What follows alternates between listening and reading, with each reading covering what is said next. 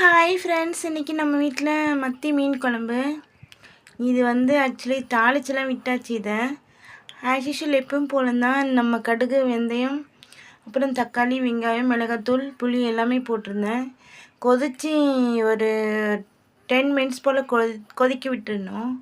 அதுக்கப்புறம் மத்தி மீன் போட்டு குழம்பு பார்த்தீங்கன்னா எவ்வளோ சூப்பராக இருக்குது பார்த்தீங்களா. இந்த கொதித்து சுண்டி வரும்போது நம்ம மீனை போட்டு அதுக்கப்புறம் பார்த்தீங்கன்னா ஒரு 2 or 3 மினிட்ஸ் கழித்து நம்ம மாங்காய் சேர்த்துருவோம். சரிங்களா,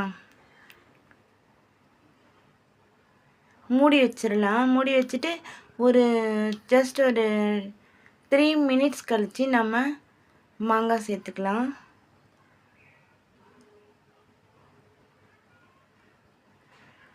மத்தி மீனுக்குள்ளே மாங்காய் போட்டு சாப்பிட்டா செம்ம டேஸ்ட்டாக இருக்கும். இப்போ கொஞ்சம் கூட சாப்பிட்றவங்க இன்னும் கொஞ்சம் எக்ஸ்ட்ரா சாப்பிடலாம். அந்தளவுக்கு செம்ம டேஸ்ட் அட்டகாசமாக இருக்கும் ஃப்ரெண்ட்ஸ். இதில் பார்த்தீங்கன்னா புளி, மிளகாத்தூள், தக்காளி, வெங்காயம் இது தான். பட் செம்ம டேஸ்ட் அட்டகாசமாக இருக்கும். மத்தி மீனுனாலே குழம்பு டேஸ்ட்டாக இருக்கும், செம்மையாக இருக்கும், டேஸ்ட் அட்டகாசமாக இருக்கும். மாங்காய் போட்டு ஒரு 3 மினிட்ஸ், ரொம்ப மாங்காய் குழைய வேணாம். மாங்காய் போட்டு இதே மாதிரி தான் ஒரு 3 மினிட்ஸ் 4 மினிட்ஸ் கழித்து நம்ம இறக்கிடலாம். பார்த்துக்கோங்க குழம்பு எப்படி இருக்குது பார்த்தீங்கன்னா அட்டகாசமாக இருக்குது பாருங்கள், செம்மையாக இருக்குது. இன்றைக்கி நம்ம வீட்டில் மாங்காய் போட்ட மீன் குழம்பு தான். செம்மையாக இருக்கும், டேஸ்ட்டும் அட்டகாசமாக இருக்கும். ஒன்ஸ் ட்ரை பண்ணுங்கள்,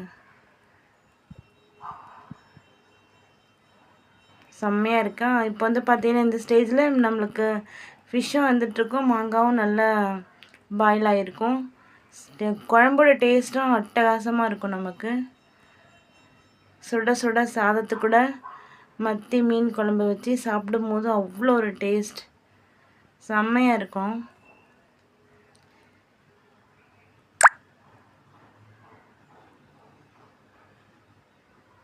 வாசமே ரொம்ப அட்டகாசமாக இருக்கும், வாசனை அந்தளவுக்கு இருக்கும். இன்றைக்கி நம்ம வீட்டில் மத்தி மீன் குழம்பு மாங்காய் போட்டு. தேங்க்யூ ஃபார் வாட்சிங். கமெண்ட் பண்ணுங்கள் ஃப்ரெண்ட்ஸ் எப்படி இருக்குன்னு சொல்லிவிட்டு. தேங்க்யூ ஃபார் வாட்சிங். Bye bye friends.